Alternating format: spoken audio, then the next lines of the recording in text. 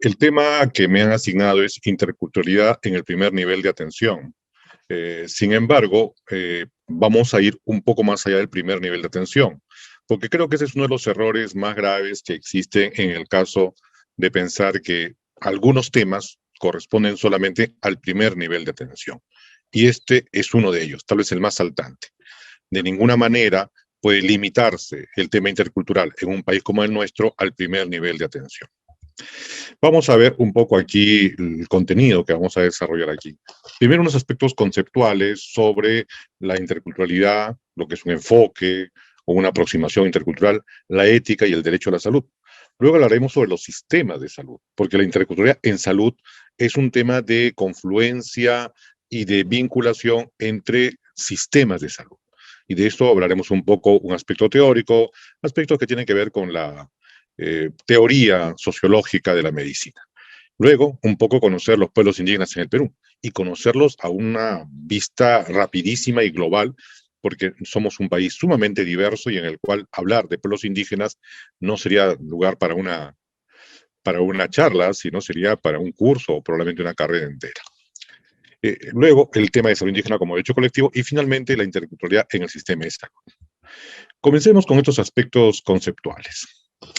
¿Qué cosa es la interculturalidad? Bueno, pues es un tema difícil de definir. Si uno busca, y esto es una búsqueda que hice hace unos meses atrás, encontré 180 y más distintas definiciones. Algunas en manuales, otras en libros de antropología, de sociología médica, otras en instrumentos de derecho internacional y de derecho nacional de diversos países.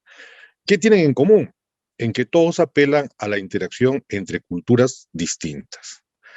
Podemos decir, y esto sí es una frase que acuño tratando de resumir todo, que la interculturalidad es un proceso derivado de la existencia de diferentes culturas y de su necesaria interrelación bajo un marco que respete las diferencias como un derecho.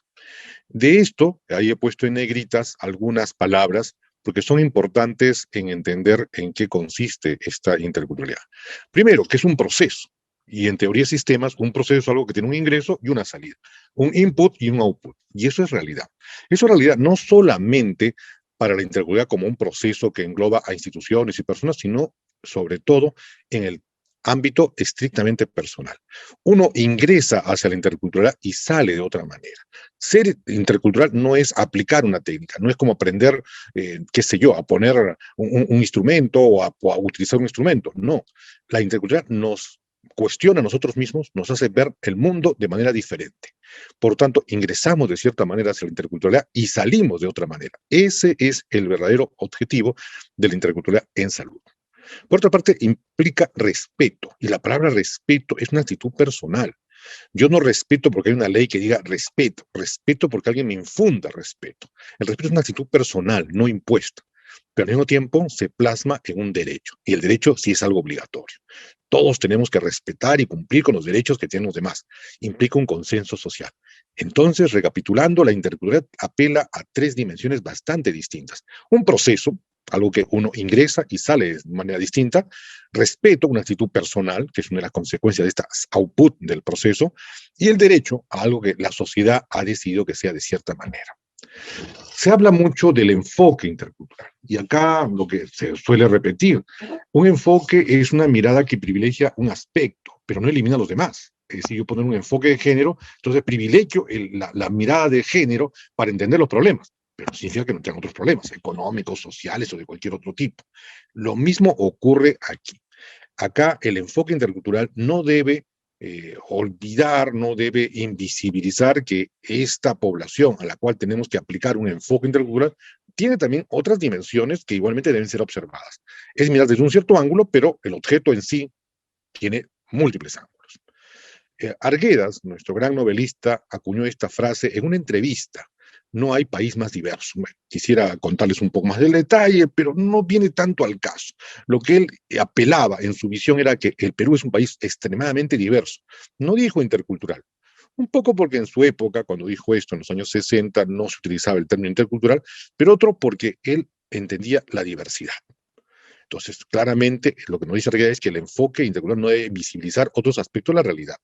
Por ejemplo, Mariatti, que convirtió en sus 7 ensayos, el llamado problema del indio al problema del campesino. Es decir, no era un problema de etnia, era un problema de estructura socioeconómica en su interpretación. Muy bien, el enfoque entonces es algo que privilegia, pero no debe hacernos olvidar que estas mismas personas tienen otras dimensiones que también debemos mirar. Y para hablar de eso también hablemos de ética y derechos. Actuar éticamente es, como dice allí, respetar los derechos, y entre ellos los derechos humanos. Y veamos esta frase del preámbulo de la Declaración Universal de Derechos Humanos, que siempre resalto, no es muy antigua, es del año 1948, es decir, hemos pasado miles de años sin tener derechos humanos consensuados. Y es solamente desde la mitad del siglo XX, del siglo anterior, tiene ahora un poco más de 70 años esta declaración, es que decidimos todos en el planeta decidir que hay ciertos derechos. Y ahí dice, la libertad, la justicia y la paz en el mundo tienen por base el reconocimiento de la dignidad intrínseca y de los derechos iguales e inalienables de todos los miembros de la familia humana. Todos. Y allí es donde deriva cosas como los derechos interculturales. Entonces, la interculturalidad es un proceso que deriva de que existen diversas culturas, que el ser humano se ha apropiado del mundo de distintas maneras, y cada una es una forma de construir una cultura. Pero vivimos en el mismo planeta, vivimos en el mismo barco, y por tanto tenemos que tener una interrelación. La interculturalidad es un tema de carácter básicamente ético, de derecho, de respeto, de saber que todos somos iguales. No es un problema bioético, es algo que nos lleva a comportarnos de una manera correcta o justa. Las reuniones culturales, en cualquier territorio determinado, hay una cultura hegemónica. Por ejemplo, en el Perú, ¿cuál es la cultura hegemónica? Bueno, pues hoy, en estos días, está en discusión cuál es la cultura hegemónica. Pero probablemente la cultura hegemónica, digamos, para los que estamos acá en el mundo urbano, sea una cultura más bien occidentalizada. Pero para otros puede ser que la cultura hegemónica sea más bien una cultura andina o amazónica o una mezcla de culturas previas a la llegada de los occidentales. Pero la cultura hegemónica en general es una cultura que coexiste con otras culturas, con otras como pueblos indígenas, en las cuales están totalmente separadas, pero también con culturas subordinadas. Por ejemplo, existen subculturas, la subcultura de los jóvenes o de los yuppies o de los que sea. Son culturas que están metidas dentro de la cultura hegemónica y se grafican como estos pequeños círculos lilas que están dentro de la cultura hegemónica. Pero existen otros, como el pueblo indígena, que está por fuera y que no interactúa con la cultura hegemónica. Y otras que pueden ser de otro tipo. Muy bien. ¿Cómo se manifiesta esto en los sistemas de salud? Primero, veamos qué es un sistema médico. Un sistema médico es una creación cultural. Uno dirá, pero bueno, yo he estudiado 7 años de medicina, la salud, el sistema médico es una creación técnica, tecnológica, científica. No, señores, no es así. La salud y los sistemas médicos son todavía más bien sistemas de tipo cultural. Son creados por una cultura determinada. Por eso hay tantas medicinas como tantas culturas. ¿Sobre qué se basa un sistema médico? Sobre la reflexión sobre procesos vitales que todos nos afectan. Y luego desarrolla instituciones que son variadas de un lugar a otro. Entonces, evolucionan. Veamos acá un ejemplo.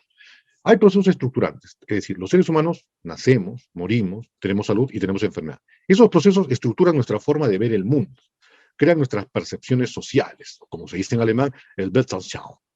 Eso, la vida, la muerte, la salud y la enfermedad, se perciben de manera distinta en ciertos contextos históricos y ciertos contextos sociales. Y según eso, según esas percepciones sociales, se crean ciertos sistemas médicos. Entonces, un sistema médico es la respuesta social, no científica, sino social, a lo que es estar sano y lo que es estar enfermo. Es a lo que vale la vida y lo que vale la muerte. Lo que apreciamos una cosa o la otra. Esas presiones sociales se institucionalizan a través de sistemas médicos, pero son derivados y se sustentan en que existe una percepción social sobre el tema. Si nadie creyera en la causalidad en nuestro mundo, en nuestra realidad, entonces nuestro sistema médico no tendría ninguna razón. Si nadie creyera en la fidelidad o las características científicas que tenemos, entonces nuestro sistema no funcionaría. Las relaciones son estas. Existe un contexto histórico-social, el que se ve allí abajo. Un contexto en el cual es una etapa de epidemia, una epidemia de guerra, una época terrible, una época de esclavismo, lo que sea. Ese contexto histórico-social determina una percepción social sobre lo que es la salud.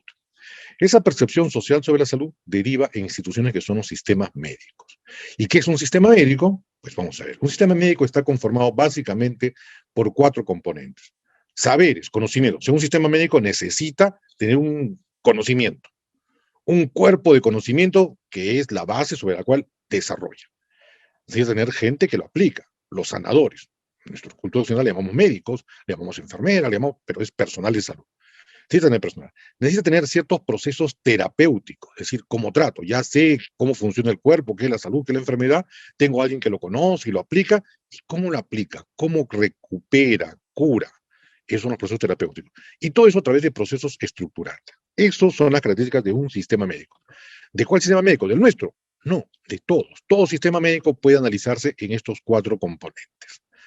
Veamos, por ejemplo, el sistema médico occidental, el que estamos familiarizados, del cual formamos parte, ustedes y yo como médicos, y todos, el colegio médico y todas las instituciones al revés.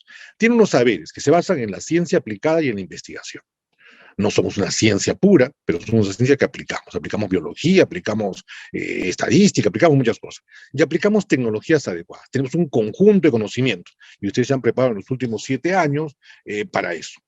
Tiene sanadores, personal de salud que se forma de cierta manera estructurada a través de un sistema educativo. No es que yo decido ser médico y entonces me autoproclamo médico, no. Tengo que pasar por un sistema educativo que me dice cómo ingreso, qué llevo, qué apruebo, qué no desapruebo, y finalmente me convierto en un profesional de salud autorizado. ¿Por quién? Por una institución. El colegio médico, el Ministerio de Salud, la universidad, en fin. Sanadores que tienen una forma estructurada de manifestarse. Ya hay procesos terapéuticos están regulados. Los medicamentos, cómo ingresan, qué son, qué no son, cómo se prueban, cómo se los autoriza. Ya hay procesos estructurantes, que son los sistemas de salud. Por ejemplo, salud, el MINSA, la práctica privada. Son sistemas que cada uno tiene sus componentes. Y además el complejo farmacéutico, que crea nuevos agentes terapéuticos y de tecnologías para salud. Este es el sistema médico, o sea, sus 4 componentes, saberes, sanadores, procesos terapéuticos y procesos estructurantes. ¿Cómo es un sistema médico tradicional? También tiene saberes, pero no se obtienen yendo a una universidad, se obtienen a través de conocimientos trascendentes, es decir, que pasan de una dimensión a otra.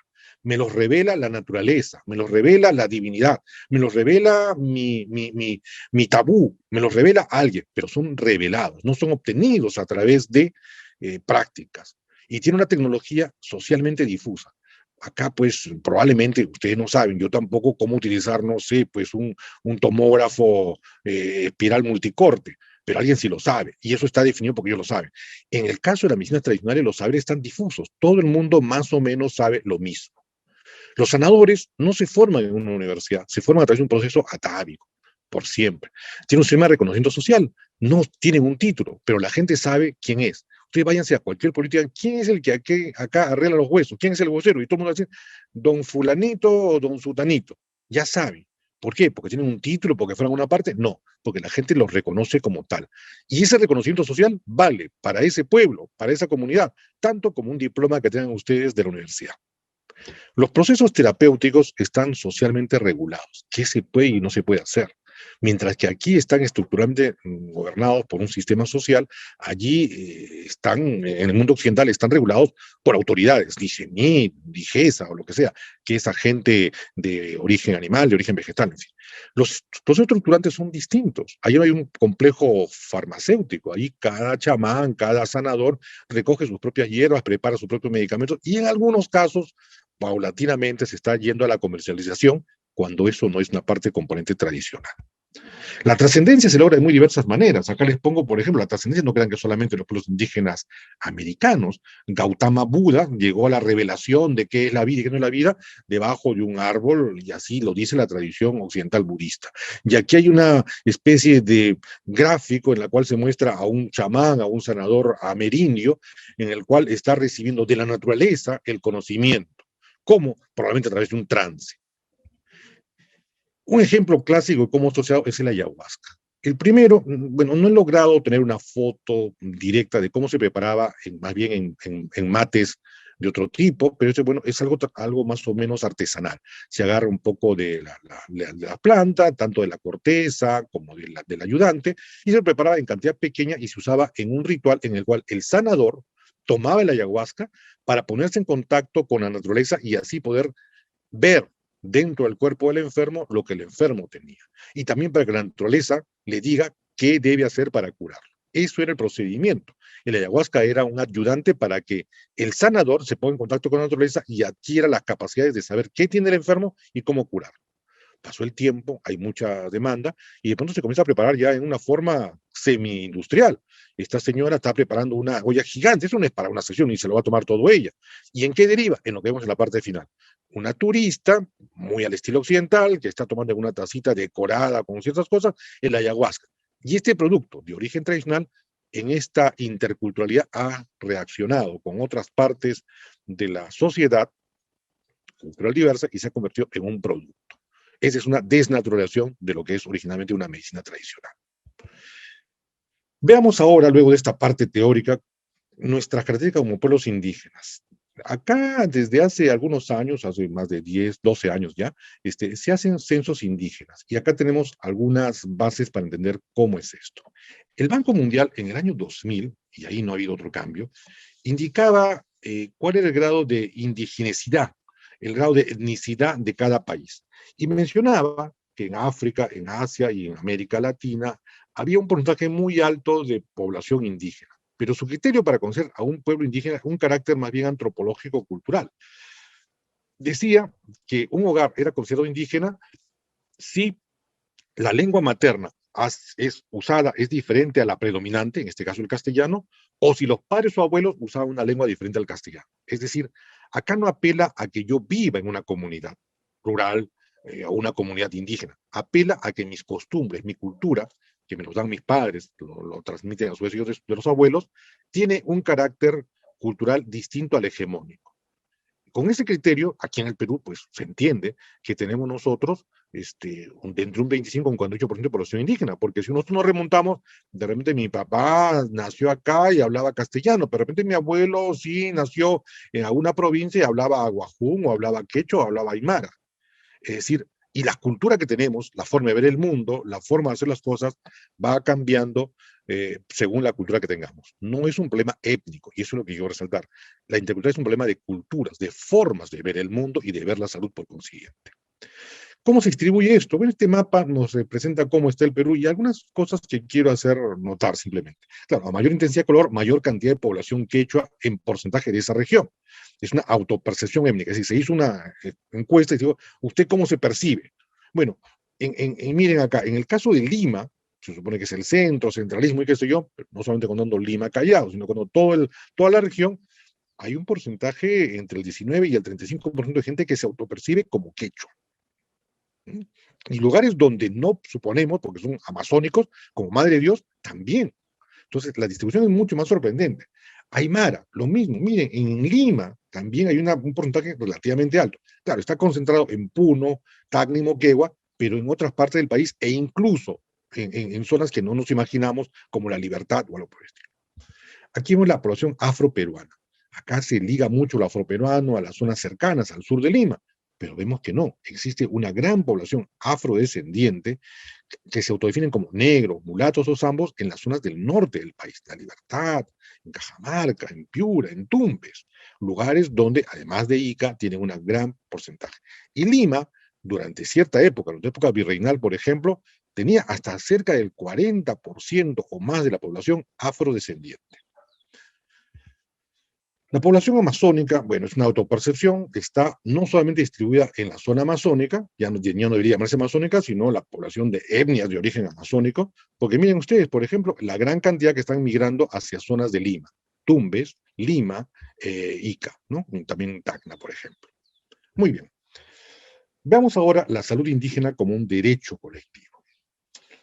Como algunos de ustedes habrán escuchado hablar, hay épocas en las cuales se enfatiza más o se enfatiza menos a la Organización Internacional del Trabajo, la OIT, que por razones un poco complejas de explicar, tiene que ver con el proceso de descolonización y el trabajo en los países que se descolonizan, aprobó un convenio sobre pueblos indígenas y tribales y luego lo reformó y llegó a la versión final del año 89, que ha sido ratificado por muchos países, no por todos, pero entre los que se han ratificado casi todos los países de América Latina. Pero, por ejemplo, países como Estados Unidos o algunos países de Europa o incluso China, que tienen una gran población indígena, no lo han ratificado. 15 son latinoamericanos e incluyen al Perú, ¿no? Este convenio establece una diferencia entre los derechos individuales en la Carta de las Naciones Unidas del año 48 y los derechos colectivos. Y esto nace de que los derechos individuales, que es como surgen, los derechos políticos con la Revolución Francesa, los derechos humanos luego de la posguerra, de la Segunda Guerra Mundial, ahora se van a dos enfoques. Uno individualista, que prioriza al individuo. Ese enfoque es el que da lugar a los derechos políticos individuales. Hay un enfoque corporativista que cree que la sociedad es la que detenta los derechos.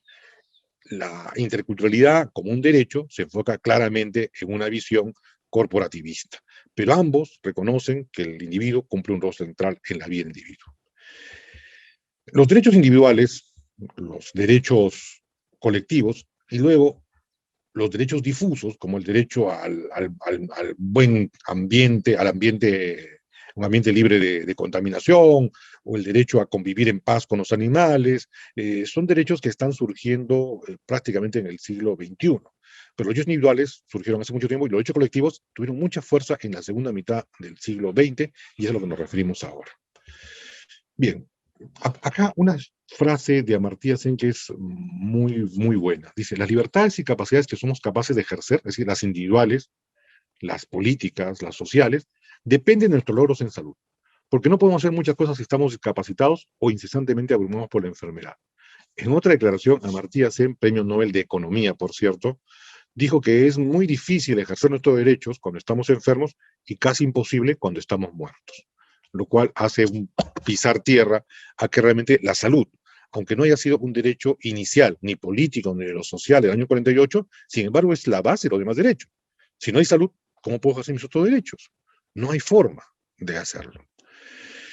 Los pueblos indígenas, según la OIT, son esta definición que es un poco compleja, se dio para la época, para los años 60, final de los 60, que son pueblos, sin definir qué es un pueblo, en países independientes, no en países que eran colonia también en esa época, que son considerados indígenas porque descienden de poblaciones que habitaban en el país o en una región geográfica a la que pertenece el país en la época de la conquista o la colonización o del establecimiento de las actuales fronteras estatales, y que cualquiera que sea su situación jurídica, conserven todas sus propias instituciones sociales, económicas, culturales y políticas o parte de ellas.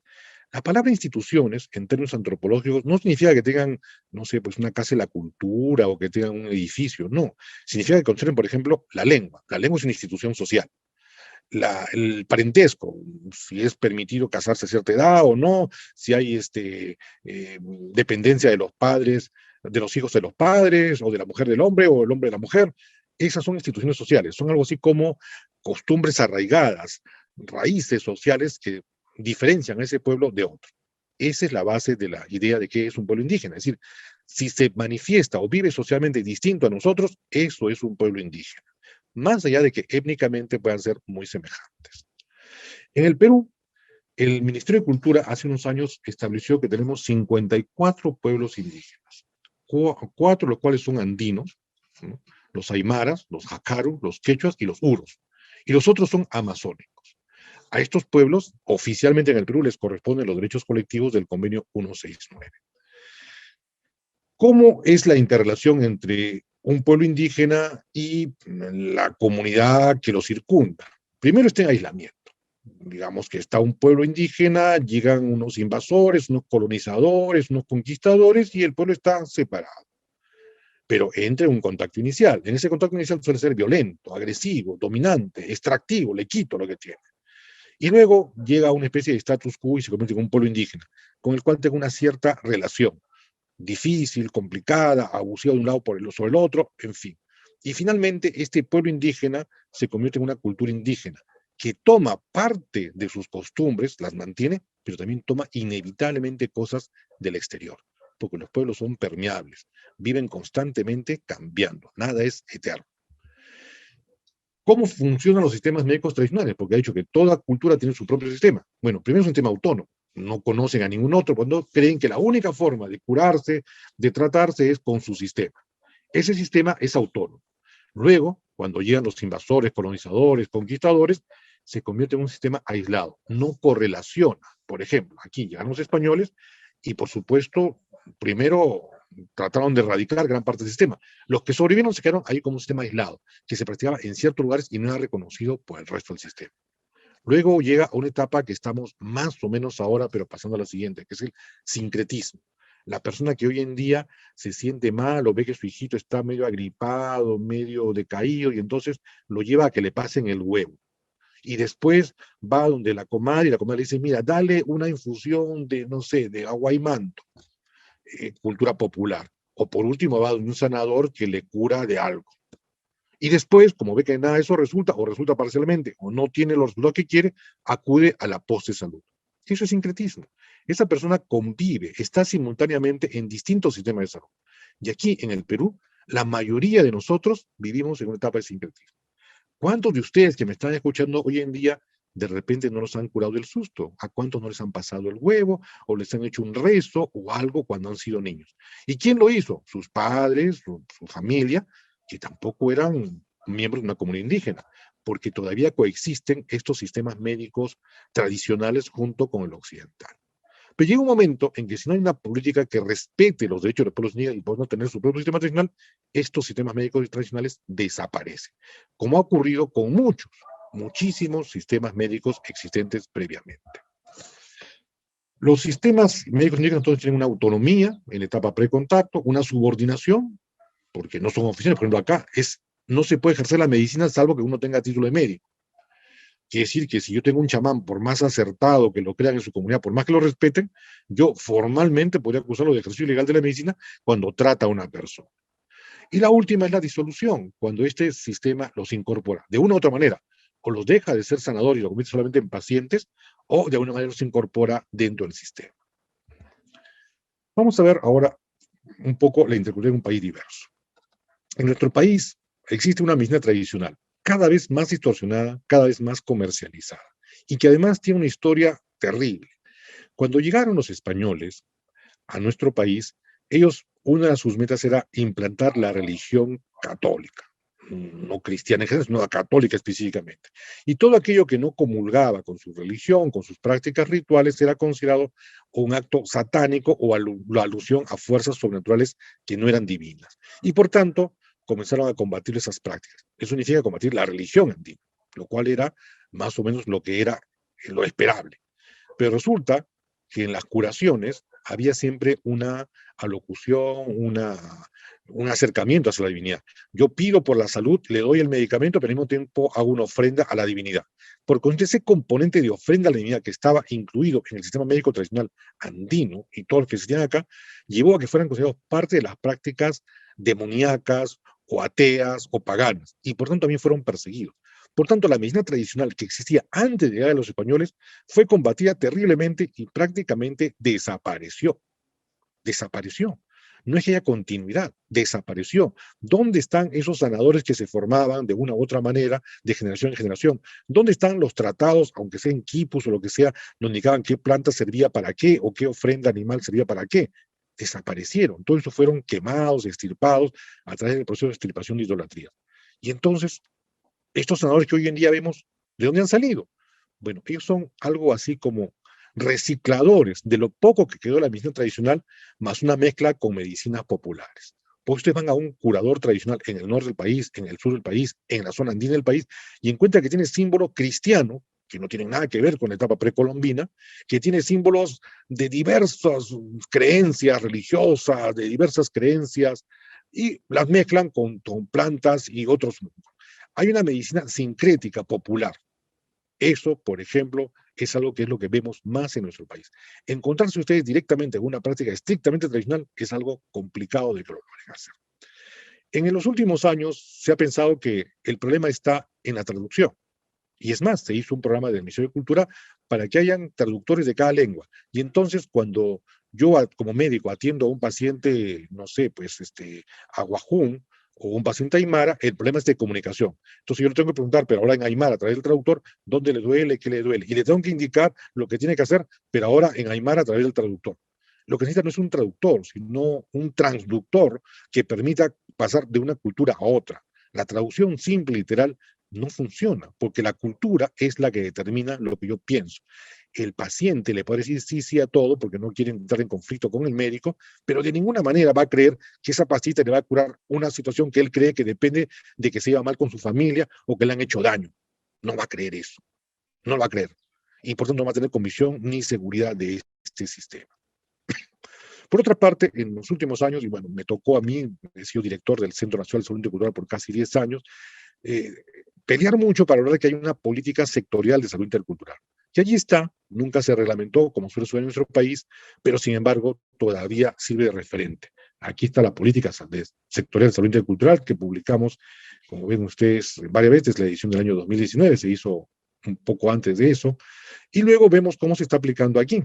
Por ejemplo, acá vemos unos pobladores, evidentemente amazónicos, por la vestimenta parecen ayánicas, ¿no? Por el tipo de gorro y lo demás, que están utilizando las mascarillas. Un detalle al respecto, una experiencia personal. Es muy frecuente encontrar niños con una multiparasitosis en el mundo amazónico. Y sabemos que es porque las prácticas sanitarias de preparación de alimentos, de darle alimento a los niños, no son lo adecuadamente higiénicas, entonces permite una constante transmisión. Las campañas son de desparasitación y al mes siguiente ya están parasitados nuevamente. Entonces la idea era introducir en las mujeres, las preparadoras de alimentos, la idea de que tenían que tener ciertas prácticas higiénicas para evitar la contaminación con parásitos y así que sus hijos estén sanos. Se decía, y durante años escuchaba, es que no entiende. Hasta decían, son brutos, no entienden, miren, otra vez lo mismo, no entienden. El punto no era ese. El punto es que en el mundo andino y en el mundo amazónico la enfermedad se causa algo así como vinculado al mal, al daño, a las ganas de hacer daño. Y una madre que adora, que quiere a su hijo, imposible que lo que hace con tanto cariño, preparar el alimento, dárselo en la boca, sacárselo de la boca de ella y ponérselo a él, eso no le puede causar daño. No entra en mi cabeza, en mi mundo andino, en mi mundo cultural, amazónico, que yo, que quiero tanto a mi hijo, le cause daño de esa manera. No puede ser. Lo que dice el doctor, bueno, pues son ideas de ellos. No puede ser. Otra experiencia también. Durante mucho tiempo se hacía un gran énfasis en la educación de las madres para que mejoren la salud de sus hijos. Esto sucedía en el mundo aymara. Pero en el mundo aymara, que hay un gran paternalismo, quien toma la decisión última sobre la salud del niño no es la madre, es la madre del padre, la abuela paterna. ¿Por qué? Porque ese esquema, quien tiene todavía el mando es la madre del padre. Entonces, por más que nos desgastáramos enormemente en capacitar a la madre, finalmente quien tomaba la decisión de cuándo iba el niño al hospital, la tomaba la abuela. Simplemente se tomó nota de este pequeño detalle, se cambió y se incluyó a la abuela en las charlas de capacitación, de formalización, y con eso mejoró notablemente. Y eso es interculturalidad, es comprender al otro sistema e incorporarlo dentro de lo que nosotros tenemos. Bueno, acá está cómo está el derecho a la salud en el convenio 169, no voy a hacer mucho al respecto. Dice aspectos que yo les recomiendo que lean esto nada más. Y finalmente quiero pasar a hablar de unos cuantos balances. Nuestro proyecto nacional ha variado desde la eliminación de la población indígena, cosa que no se dio en el Perú, se dio, por ejemplo, en Argentina, casi se dio también en Chile, hasta el de separarlo en castas. Eran demasiados y, por tanto, estaban separados uno de otro. La interculturalidad es la expresión de la coexistencia de culturas con sus propias instituciones.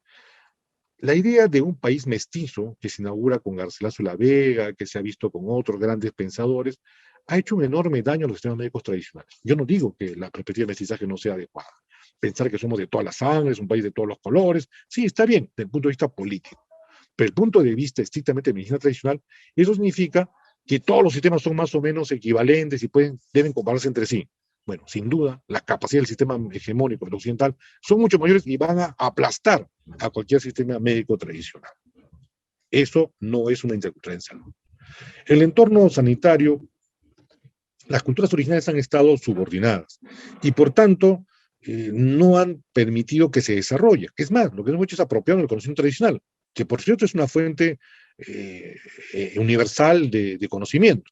¿De dónde sacamos nosotros el primer producto contra la fiebre, el ácido acetilsalicílico, la aspirina?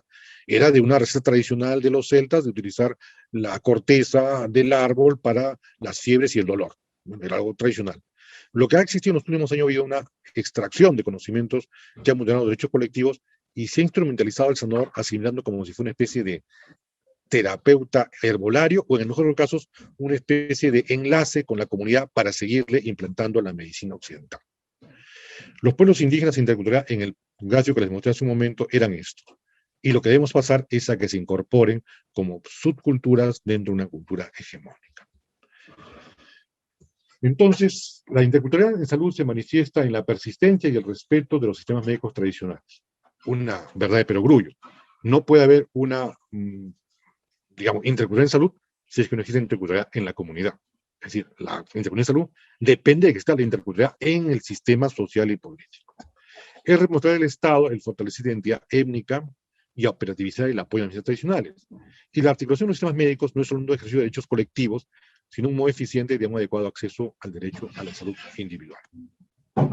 Muchas gracias.